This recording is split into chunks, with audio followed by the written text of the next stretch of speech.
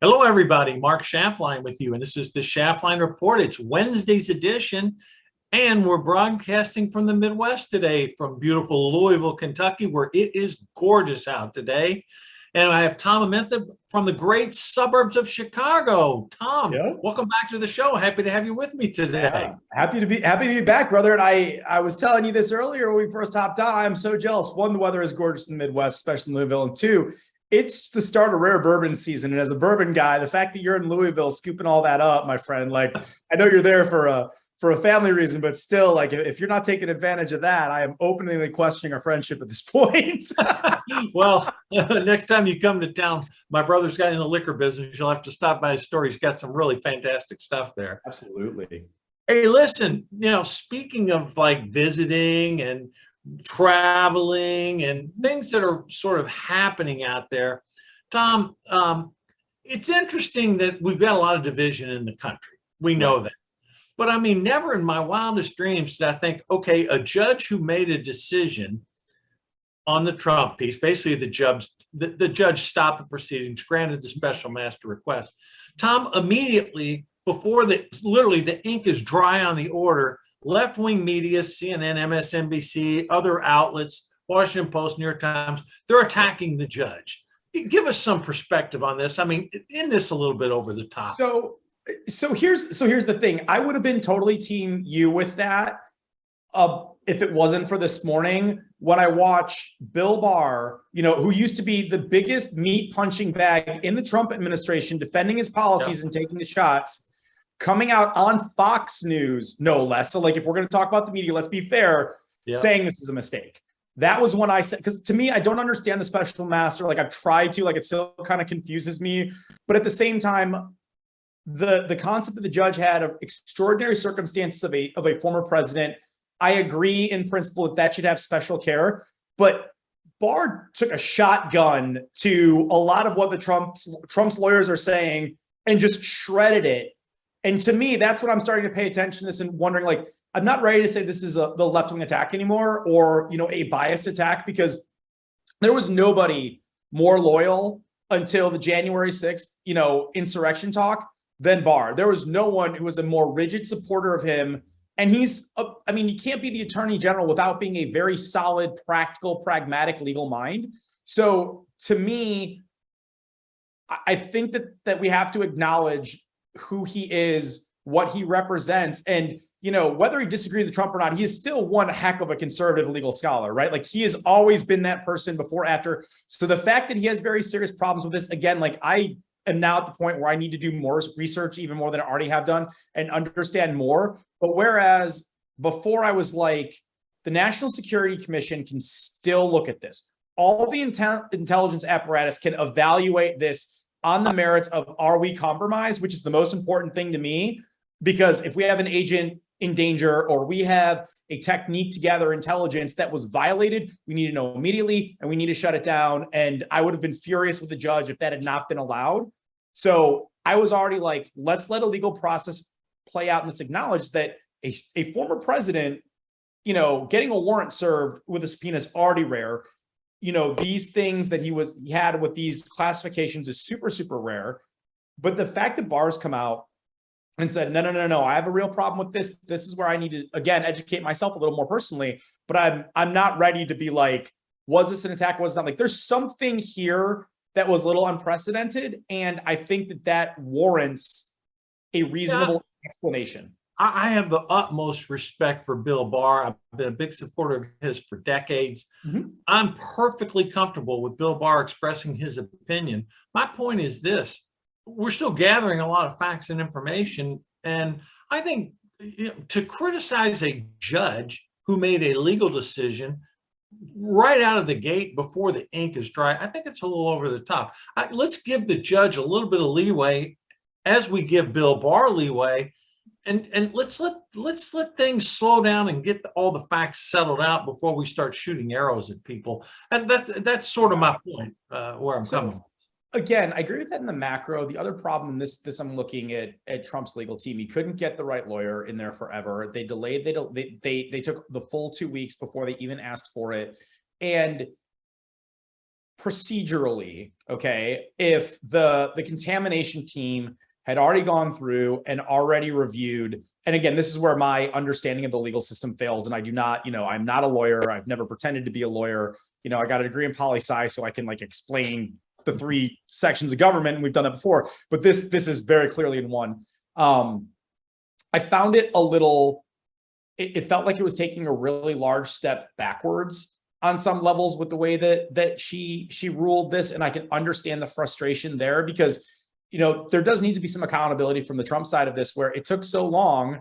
And if the contaminant team did something, I don't know if there would have been room potentially to have approached this in a slightly different way rather than a cold stop on everything. And then at the end of the day, she's in Florida and she's a Trump appointee. So I'm not saying it's fair, but I understand how that narrative is cropped up. I mean, that's just natural in how fractious and how divided our politics are. I'm not accusing her of anything. I want to be crystal clear. I just think that when you see mistakes made by his side in the legal thing, you see an absolute former staunch ally who's a just genius level conservative legal scholar having an issue with it. And then you sort of throw that, cherry and fudge on top of the sundae of her and how she got into office. Like, I understand how even, again, I've said this a million times, I'm a centrist. Like, I understand how people sitting in the middle are going, what the heck is going on here?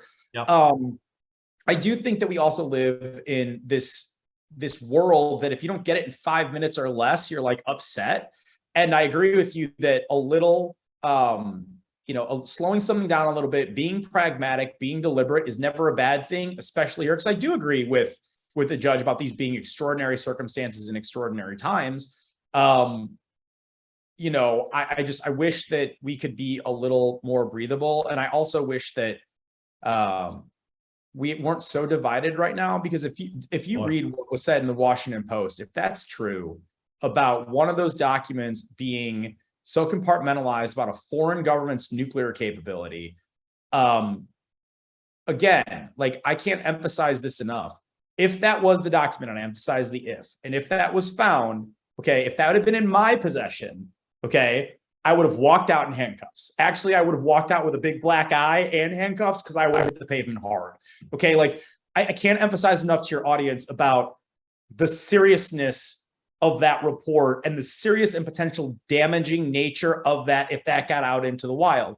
I am not saying anything more than, if document A is in fact what they found, then the problems and risks to this country at B is huge. That's it. I want to be really clear. I don't want to you have background in that, Tom. Right. So your opinion is certainly respected. So I just need everybody to understand that. And then the other thing, and this actually bothers me from Trump's defense, is that, they didn't find any legal. I'm emphasizing this, but if this was that, oh no, that's legal. That's nuclear material, my guy. And I promise you, no individual, president or not, can just declassify that. That goes through vetting at the other NSA, at the CIA, through our entire intelligence apparatus, depending on who sourced it, depending on what, like, all that. Like, no one person can wave the magic wand and suddenly poof, that can be out in the open. Okay. Like, that is an extremely, extremely sensitive set of documents. That is an extreme upper level. Because the other thing, reading between the lines on that, is that's one of our allies. That wasn't Iran. Like, when you read the book, that wasn't Iran. That wasn't North Korea. That wasn't, somebody like, that was someone that we do business with a smile on our face and consider a friend. And I mean, obviously we need that. We need to understand what could happen that's at risk. What could happen if something goes wrong with that? What could happen if a bad state actor got a hold of that? Like, they do that to us. We do that to them. We just all kind of like, just don't acknowledge it on some levels. Like, just don't get super invasive. We won't get super invasive. That's generally how it happens. But at the same time, if that goes public, that's a huge international problem, right? Like, just France, let's say, if it turns out to be the French, and I only say that because they had that thing on Marcone, like, now he's upset. Now he's like, well, why do you have all this information on us? Even though behind the scenes, like, yeah, we know you've got it on us. But good governance doesn't allow that to come out, right? Like, everyone understands there's a tepid agreement to that. So no accusations, no nothing. Just please, I want everyone in the audience to understand that if that is true, and let's acknowledge it could be, right? Like, they're not going to just randomly report that. But if that's true, that is peak level deal, ladies and gentlemen. Like, And you just need to understand that from a sensitivity and from a government secret standpoint, like that's very important. That's a problem. The issue I have with this entire situation is this literally is playing into Joe Biden and the Democrats' plans. Instead of American people and the media talking about the issues facing the country, God, it's like deja vu all over again, almost going back to the 2016 campaign. It's all Trump all the time, all the news. Yep. I mean, I hate saying that, but I mean, we should be talking about all the issues plaguing the American people. Like, cost of living is literally strapping middle-income Americans, despite the fact gasoline's come down 85 straight days. The fact of the matter is that's the only thing that's come down. Food prices are up, rents are up, cost of living is up. It's tough out there. And that's not being talked about. The blatant trying to buy votes of the Biden administration, that's not being discussed. We're talking about Trump again. And my concern is this feeds into the Democratic narrative. Well, I mean, I've seen it on Politico. I've seen it. I'm trying to, a couple other places, and even The Guardian, actually, which I love, just to sort of get a Brit flavor. There are like the Democratic strategists are bullish, and they think that there might be a strategy now for them to retain the Senate or the House. And I agree with you. This has turned the focus on the former president. But the one thing that I would say is, unlike before, where I've been highly critical of the media and been like, why are you giving him this oxygen? As much as the media is spinning the cycle because it's getting clicks, he's doing this to himself. You don't get on your own Truth Social and put 60 posts out calling it a witch hunt without trying to make this about you. You don't wait 2 weeks, and just the fact that it took him that long to get a lawyer shows how problematic on some levels that people that are super, super deep, far right, deep red conservatives, right? I had a conversation with a friend of mine who is very wealthy a couple of weeks ago, who is very, very plugged into right-wing politics. And I'm not going to give the direct because it's a little profane, but even he, who's staunch on that side of the aisle, is sick of it. And so, yes, I agree with you. Yes, I also agree with you. I'd much rather see the focus be on other things. But whereas at other times, I'm like, guys, why are you covering this story? He is just as guilty as making this about himself on this one, as the media is gleefully, and I agree, gleefully lapping it up, being like, here's a couple extra 10,000 in the ad budget, boys and girls. Like, they're lapping it up like a cat at a milk saucer. No doubt, totally agree. But he's also certainly helping or hurting, depending on what side you're on in this issue, his own case on this one. Well, let's talk about some of these races, Tom. I mean, you've got a race going on in Pennsylvania that to me is a head scratcher. I mean, you got this guy Fetterman up there, the guy that wears the hoodie, who effectively dodges debates. He's not been honest about his medical issues. I mean, they're running ads now where he's targeting for when I guess he was out jogging, he pulled a gun on a black man. That supposedly that's old news. I don't know if it's ever old news in this day and age. But here's a guy that he's a far left winger, and Pennsylvania is not a far left leaning state. I mean, it's not a deep blue state, it's a purple state, and Fetterman's the far left-wing guy. Tom, what is going on in Pennsylvania right now? Because this race is tightened up. Fetterman was up 9 or 10 points. Now he's up like 2 or 3. But the fact Fetterman's up at all is like, how in the world could someone vote for this joker? Because Dr. Oz is an idiot. Like, I'm sorry. Like, let's just call the spade. Like, you could not have picked a dumber candidate in a purple state to run out there. Like this, but this is also the policy of the Trump machine and the VAG machine on the far right. Okay. Look, Oz is a carpetbagger. No one wants to say it. I'll say it because I'm a centrist. And I mean, I can look at it. And I know what that term means. He's not a deep-rooted, deep-seated Pennsylvania to the core guy. I mean, say what you will about Fetterman, but he's hyper union. He's hyper deep sea coal/steel/ from that part of the country. That's who he is.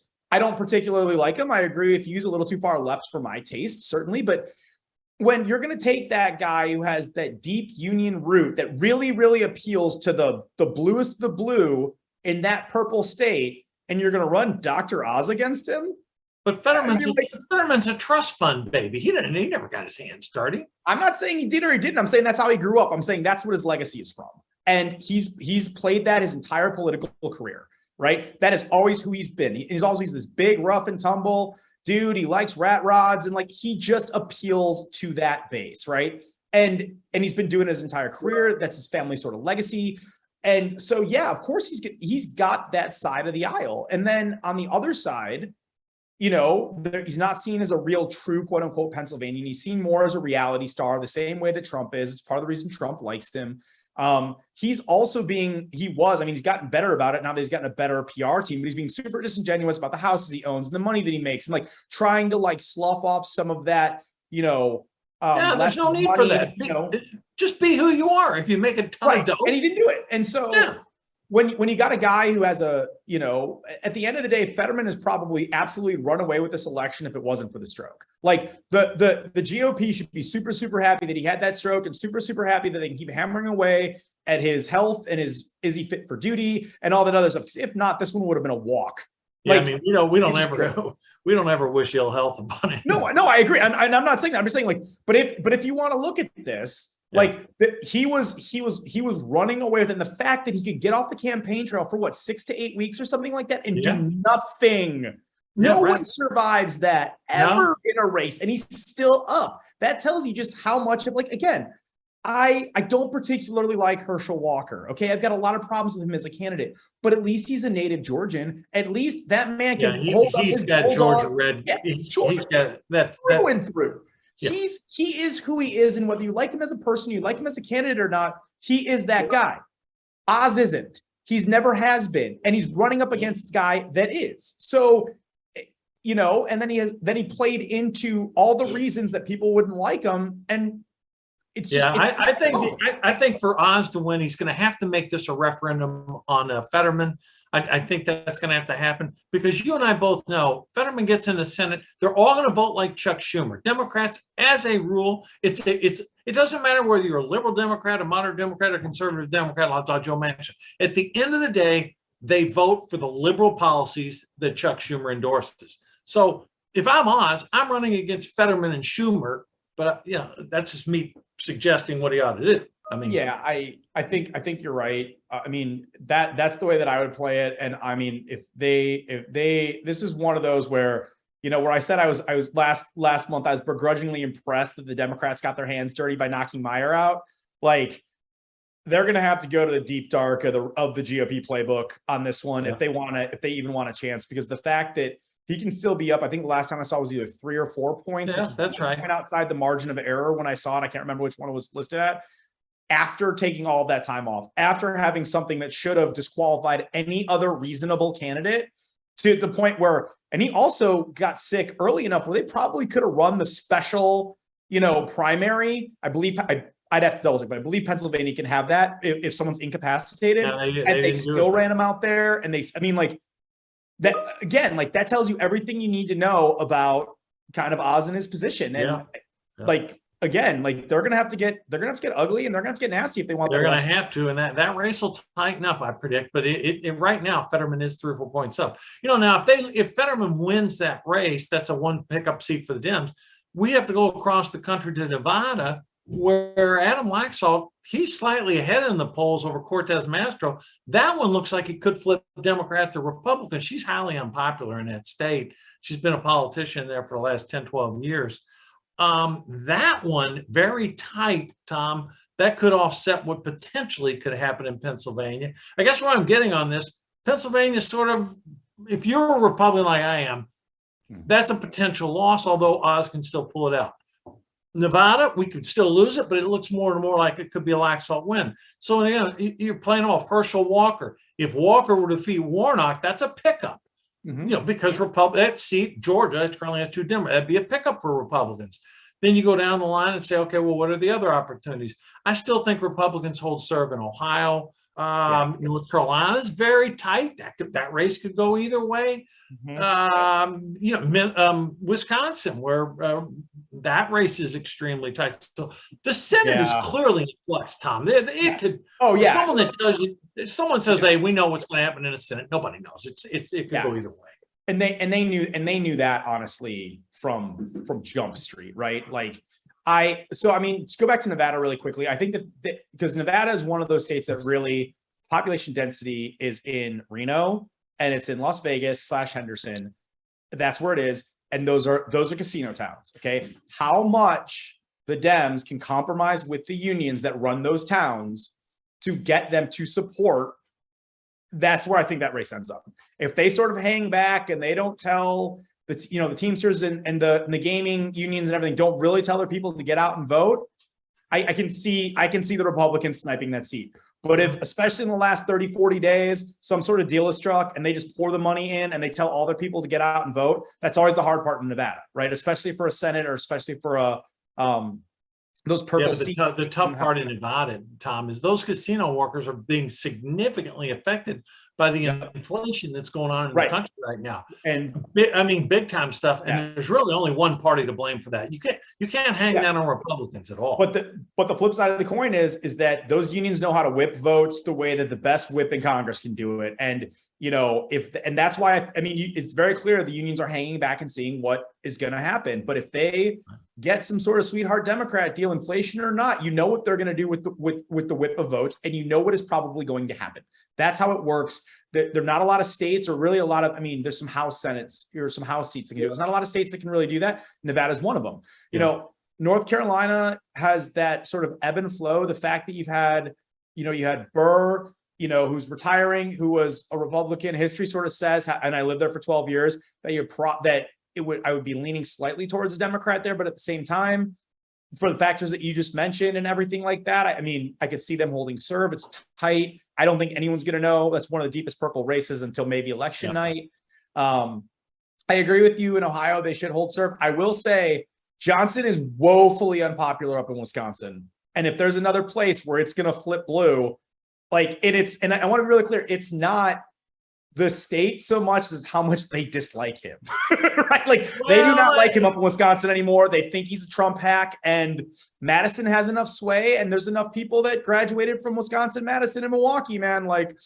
Chicago, but you know what? He's down to Mandela Barnes by about 2 points. That's another one's going to be super tight. And they said the same thing about Johnson 6 years ago. He wins by 1 point, 1.5 points. These elections are super tight in Wisconsin because that is a clearly purple state. There's no and I'm just saying, when someone doesn't like you, and he has not done anything to endear himself to his constituents in the past 6 years either, right? That's the other problem here is they didn't really like him then. They really don't like him now. I'm not saying that the big red machine doesn't pull it out for him. I am saying that of all of the races where the popularity of the candidate, it's that in Pennsylvania. And that's the problem for the GOP is their candidates are not well liked in those places. And this is the positive and the negative of the MAGA Trump machine. Both those guys are ardent, almost reckless Trump supporters. That's where Johnson hung his hat. That's how Oz got the nomination. And so that's either, if that machine comes through for him, great. But at the same time, I've talked about that. It's a big question mark. And moving on to the House, Tom, because I think again, this like what we've just talked about. If two races that are currently held by R's flip to D's, we could have two D's flip to R's. You're still 50-50. We'll see. Right. Now, moving on to the House, the generic ballots, even in most polls. I know Rasmussen has Republicans +5, but for the most part, Real Clear Politics averages even. Generally, if you have an even generic ballot, that means Republicans are going to win. And the current forecast, Real Clear Politics, is 22 seats. You and I have talked about this in the past, where you and I had said somewhere from 10 to 25 seats is realistic. I never bought for a second all this stuff. 40, 45, 50. I never was in that camp. But if you're a Republican and they end up taking a House, 20, 25 seats, you're a happy camper, because that will thwart all this ridiculous legislation that we had to contend with in the past 2 years. Except everything I'm seeing right now, and just a couple of people that I know in DC. I know more people on the right than I do the left, but I know a couple over there too. 5 to 10 is what I'm hearing at this point. Is that it's tightened up so much. It's one of those bellwethers. It seems crazy, but Palin losing up in Alaska is one of those that people did not see coming. That was one of those seats that they really thought was going to stay. Well, that's because you had two Republicans splitting the vote, one Democrat. I agree. I'm just saying that it's one of those things that but it's as it was explained to me by one of my buddies, it's like, listen, he's like, 25 isn't going to happen. He goes, you know, at first people were expecting 10. When you lose one, now you're at 9. And that changes the narrative a little bit. Now, if someone else pulls ahead by 3, 4, the Dems decide to invest another $500,000 in late movement ad buys.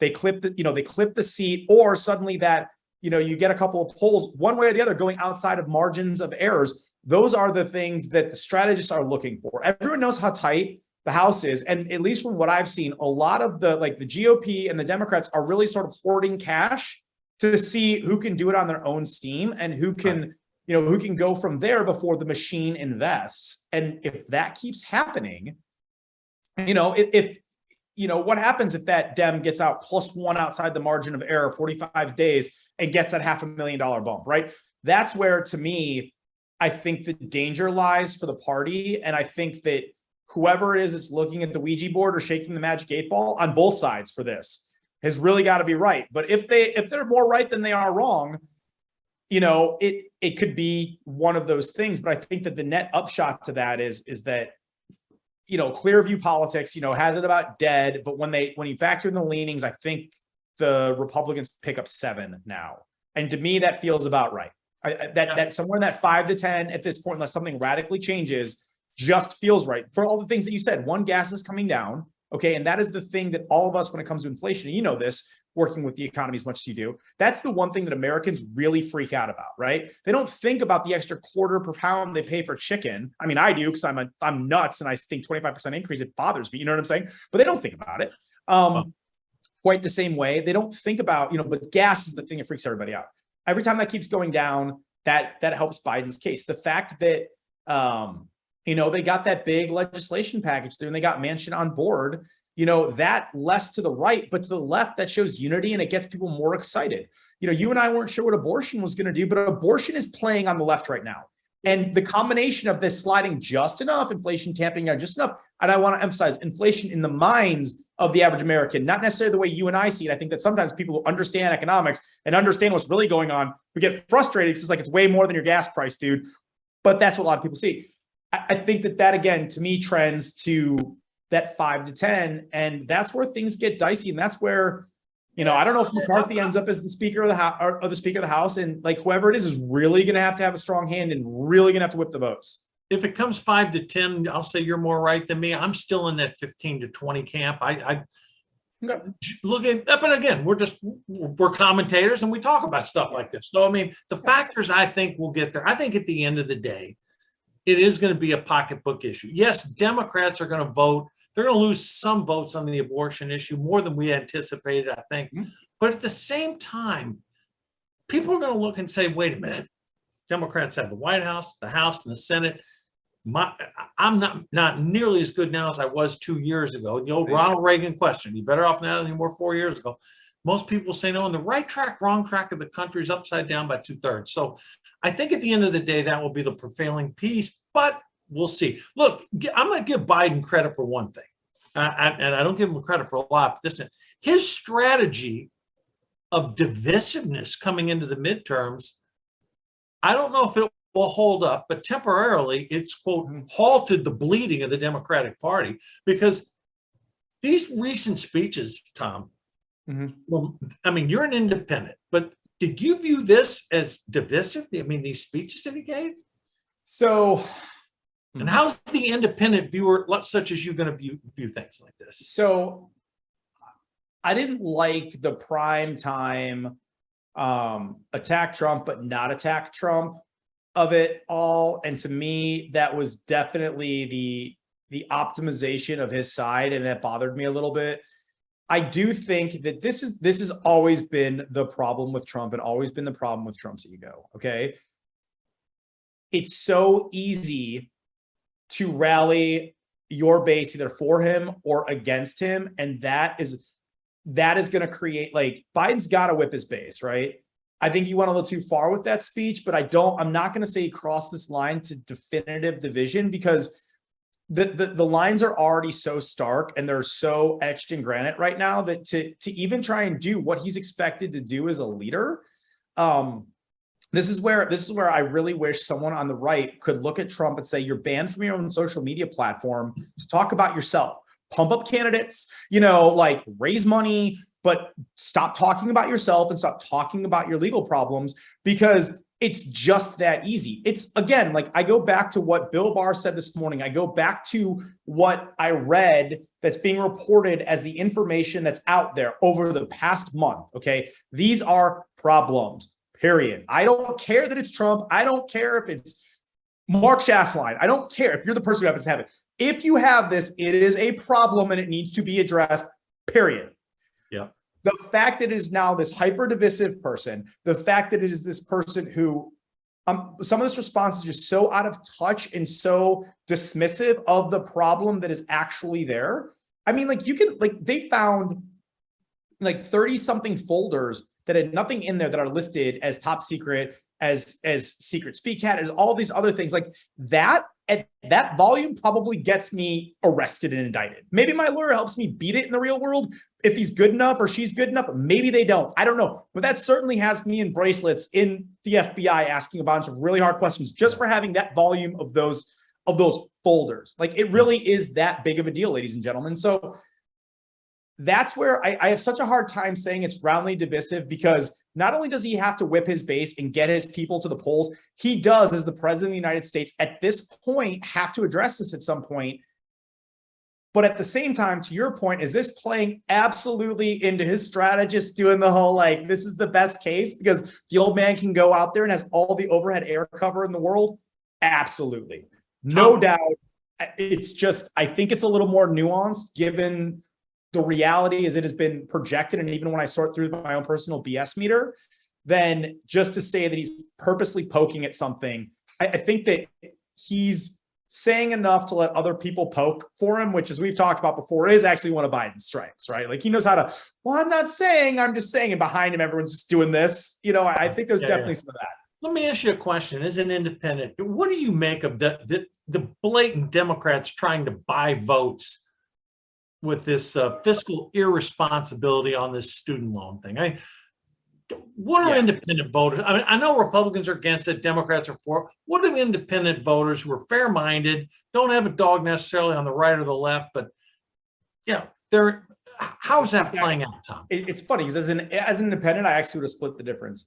If you had given the $10,000 loan forgiveness one time to these students and shown me the plan that we are not going to get here again, that we are going to force higher education, to be more honest, that they can't spend this on the next, $100 million gym facility in the SEC to get the next recruit. If, there's to be more transparency in their budgeting, if more of what they're getting for federal and state dollars was going in tax dollars was going to education, if, we could bring down some of these costs of these sky high tuitions, if there was a plan that went along with it to prop up, trade schools. Like I tell people all the time as an entrepreneur, it's like, if you don't understand that the middle class of America now are coders that have C++, Python, and Java, you don't understand the service-based economy and the transition, because you have those three certifications. Because, working in tech, I can tell you, take a new coder, they give you a problem set. They give you a time limit to do that problem set. And if you can do it, you can do it to a certain level of fidelity, you make it to the next round, and you keep going in these harder and harder problem sets until you get hired. That's how tech hires. They don't care. And if you get that job, that's $55,000, $60,000 a year right out of the gate. So that's the new American middle class, but we never talk about that. We talk about all these poli-sci psychology degrees in four-year universities. So to me, I'm okay with a one-time thing like this could or should be, if it had been married to here's how we're not going to go back to this again. And that's the problem. We're going to go right back to this in 2 years. That's the problem. And the other thing is just these income levels. I mean, a guy making $125,000 a year or $250 for a couple, they don't need 10,000 student loan relief. Someone who's maybe making less than 70, 75, okay, maybe grudgingly I could accept it. But to take these high-end people who come, look, when you're making six figures in this country, you ought to be pretty well off. Okay. Yeah. Again, seriously. The fact is, but hold on. The fact is, he's trying to buy votes 3 months outside an Yeah. election. That's No what's doubt. going on No here. doubt. No doubt. And using that type of fiscal irresponsibility, I'm talking about people that didn't go to school, people that paid back their student loans, Mhm. which there are millions that did, Yes. and millions that didn't borrow money. And Tom, you're right. The problem, it doesn't go away. It's Right. just, higher education, the Democratic Party, the teachers union, forgive the debt.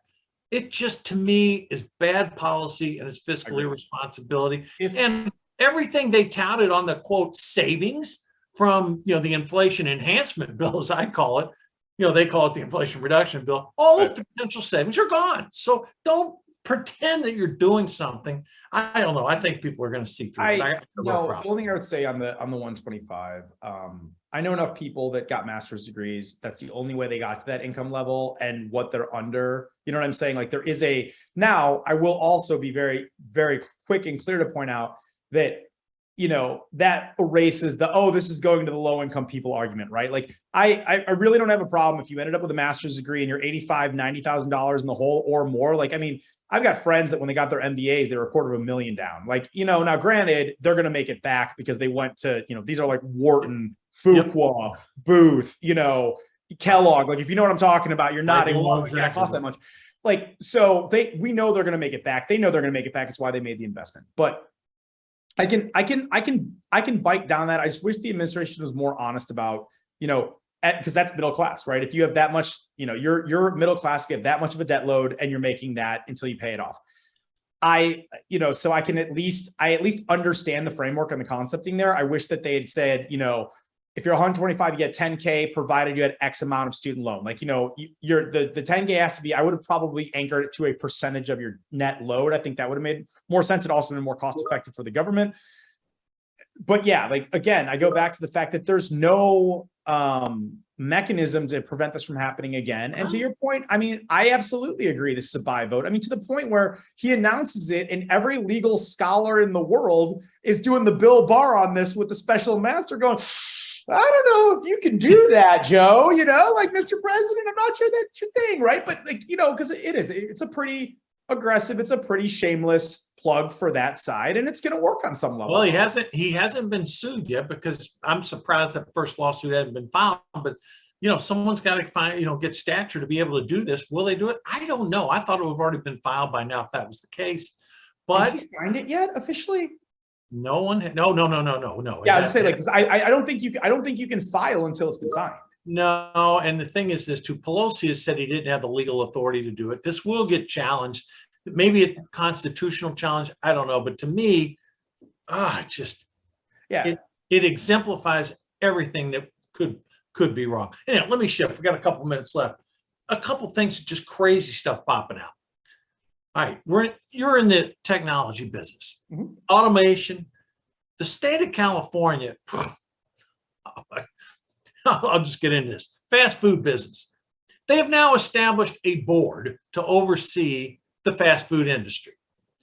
Shockingly, that board, and this is not being disputed by anyone, may, and I underline the word may, have the authority to raise fast food workers' wages. Forget 15 an hour. That's so far in the rear view. $22 an hour. Now, from your perspective in the tech business, Tom, what happens when wages get raised so much that the owner says, I've got to improve technology or I'm done? I mean, come to my industry, California fast food workers. We welcome you with open arms. Like, exactly. So 4 years ago, I took a mini retirement. I backpacked all the way around the world. And in Israel, one of the things that I actually like to do, I go to different points and I'd stop into McDonald's. Like 9 times out of 10, I wouldn't eat there. It was just to see like the menu, like, because it really is kind of an interesting, like, known point for an American to see how it differs in different places. And McDonald's has always been great about getting local flavor, things like that. So it's fascinating. But in Israel, you go in and you'll see these now, and all you do is you have an order board. You put your order in and no one touches it. And then the cooks are in the back. And there's one person at the front and they grab the order and they call your number and they just hand it out. So the labor force for a fast food McDonald's restaurant in Israel is reduced by about 40%, was my back of the envelope on it. And really, it's one of those things where they could have reduced it down probably to 50 if it hadn't been for people eating in and needing like the extra person in front to like help give out orders. Also, it's really like clean the space. That's really more of what they were there for. You know, when I sort of watched what this was going on, because actually like I grabbed a McFlurry or something, like some ice cream thing just to watch, because I was really fascinated by it. That's already accelerated. Like you look at most McDonald's and truck stops and stuff here in the United States, and that's where it is. Now 22 an hour is going to make it cost effective for a lot of those machines that are automated to actually prepare the food to be there. And at the end of the day, what you're going to have is this really weird thing where you're going to call the person the manager of the automation.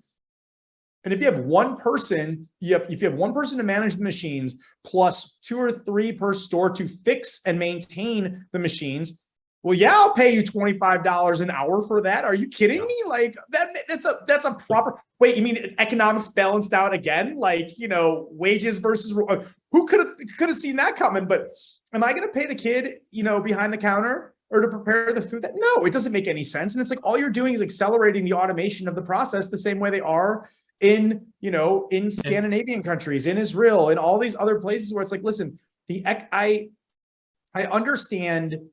Especially, you know, I understand the 15 if you really want to get in, because I took a deep dive down cost of living adjustments against minimum wage, and I don't like it. I still think it's too high. I still think I'm actually team Manchin on this one, where 11 to 12 in higher place cities, you know, 9.50 to 10 in a place like West Virginia, like he was saying, like, I'm sorry, but like if you want to say what that law was intended to do, the fact that it didn't keep up, I understand where that was going, especially with COVID and people being out on their butt. Like, I really do get it. Okay. Like there's some economic consideration there. If you're gonna have a mandated floor, have the mandated floor be proper. But 15, 22, you gotta be, all you're doing is bringing them all to me in the tech industry. We will take all of your money and turn people into maintainers. Okay. Like, game on. That was my point. Skynet will accelerate its awareness, ladies and gentlemen. Welcome to our show. At the end of the day, it's going to hurt the people they're trying to help. Because look, what will end up happening is retired people who say they have time on their hands. They don't need to work. They may say, you know, 15, I'll go out and do something for a couple hours a day. Who knows? It's not going to help the people. And for entry-level jobs, forget about it. All right, we got about a minute left, Tom. I want to close it out on an international piece. Okay. Putin came out and he made the following statement: Russia has not lost anything in its invasion of Ukraine. Tom, you were in the service. Mm-hmm. I mean, the amount, over 50,000 killed, double that wounded, the amount of equipment they lost. How in the world can this guy come out and say he hasn't lost anything unless he just totally has no respect for his army? No, I think that's just the propaganda of the totalitarian despot trying to keep it on the tracks. I mean, at the end of the day, turn the Nord pipeline off. He has no one to sell that gas to, right? China's picked up some of the slack. You know, India's picked up some of the slack. Europe, you know, Asia's done it. It's keeping him at, you know, break even for now. But, you know, no, he absolutely has lost. That's not up for debate. But at the same time, we look at things with a certain level of rationality. I mean, as crazy as people can say, you know, the divide is and one side or the other, like at the end of the day, Americans are ultimately pretty rational because we don't really understand despotic rule because we've never been under it. He's a despot. He's a strong man. And that's just the playbook for people like him inside of organizations like that. So to me, that's just water off the back of the duck. That's exactly what I expect a guy like him to say. As a matter of fact, I expect him to be a little more aggressive about it, if I'm being completely honest. You know, and so, yeah, that is what it is. It's what it's always going to be with him. And, you know, we can see it, we know it. And well, the question arises, can Ukraine defeat Russia in this war? As a military veteran, that's still an uphill climb, Tom. Yeah, it is. It really is. And I know we're wrapping up, so I don't want to take too much time on this. I would say that the fact that they were even able to put together a limited scope counter initiative, and it seems like it is slowly but surely going well, like they are now grinding in the other direction, I think portends well for them. Also, they've just been so effective in crushing weapon munition stockpiles and things like that. Yeah.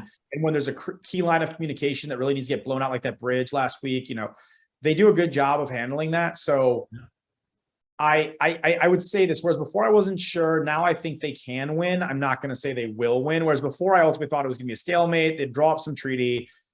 I think they can win now. Again, keeping, like we've talked about many times, keeping nukes off the table.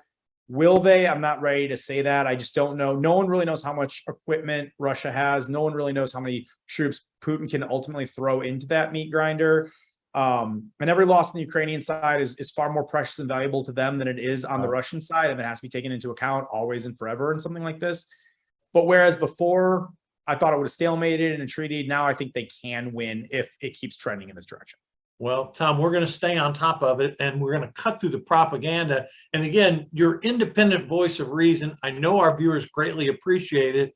And I want to thank you again for taking some time to participate with me today. I love our discussions. And hey, listen, folks, you hear from me as a conservative. Tom is giving it, the people that will decide these midterm elections, Tom is representative of that group, because how the independent voters vote, that's going to determine who wins and loses this November. Tom, thank you again for joining me today. Much appreciated. Always, brother. And hey, I will say this, get out and vote. Okay. Don't whine about it. Don't complain about it. Don't tell us that it doesn't matter because get out there and vote, because 1 turns into 100, 100 turns into 1,000, 1,000 sways an election. So get out there and do it.